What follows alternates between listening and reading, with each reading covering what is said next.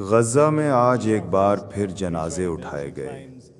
اسرائیل نے ایک نئی بمباری کے ذریعے فائر بندی کی ایک اور مخالفت کی ہے۔ فلسطینیوں کو ان کی گاڑیوں میں، گھروں میں اور عارضی شیلٹرز میں نشانہ بنایا گیا۔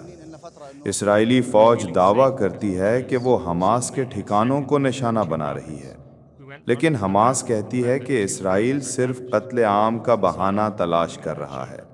صرف ہفتے کے دن کی بمباری میں کم از کم 24 فلسطینی شہید ہوئے۔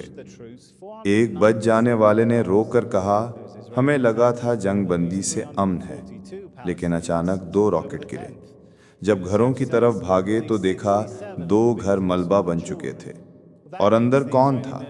صرف عورتیں اور بچے۔ جنگ بندی کے 6 ہفتوں میں اسرائیل نے فائر بندی کی 497 خلاف ورزیاں کی ہیں۔ 10 اکتوبر سے اب تک 342 فلسطینی جنگ بندی کے دوران ہی مارے جا چکے ہیں، جن میں 67 بچے شامل ہیں۔ یعنی اسرائیلی فوج نے ہر دن 2 فلسطینی بچوں کو فائر بندی کے دوران بھی قتل کیا۔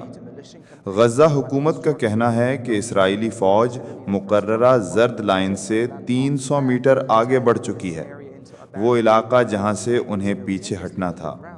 غزہ شہر سے رپورٹوں میں کہا جا رہا ہے کہ اسرائیلی حملوں میں کوئی کمی نہیں آئی۔ کنٹرول والے علاقوں میں گھروں، عمارتوں اور نشانیوں کو نظامی طریقے سے مٹی میں ملا کر غزہ کو ایک بنجر سرزمین میں بدلا جا رہا ہے۔ ادھر حماس کا وفد قاہرہ پہنچ چکا ہے تاکہ اسرائیلی حملوں اور معاہدے کے اگلے مرحلے پر بات کی جا سکے، لیکن غزہ کے لوگ کہتے ہیں کہ ہمیں ابھی تک نہ مکمل تحفظ ملا، نہ امداد، اور نہ ہی وہ تعمیر نو جس کا ہم برسوں سے انتظار کر رہے ہیں۔